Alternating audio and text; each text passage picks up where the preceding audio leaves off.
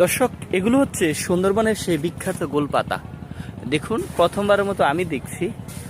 কেউ যদি এর আগে দেখে থাকেন কমেন্টে জানাবেন। আমরা একটু বনে রয়েছি, বনের ভিতরে একেবারে নদীর পাশে অবস্থান করছি। আমরা একটু আপনাদের দেখাই, এই নদীর পাশেই বেশ কয়েকটি গোলপাতা আমরা দেখছি। আর সুন্দরবন ঘুরে যা দেখলাম, এই গোলপাতাগুলো মূলত জন্ম হওয়া দেখলাম নদীর পাশে বা খালের পাশে, যেখানে পানি থাকে ঠিক ওই জায়গাতে। এই যে এখানে দেখুন, এখানে অনেকগুলো গোলপাতা রয়েছে। এবং দেখুন, সুন্দরবনের বিখ্যাত গোলপাতা। গোলের ফুল হয়, গোলের ফুল হয়। আমরা যদি পেয়ে থাকি, ফল পেয়ে থাকি, তাহলে তো আমাদের জন্য একটা লাকি।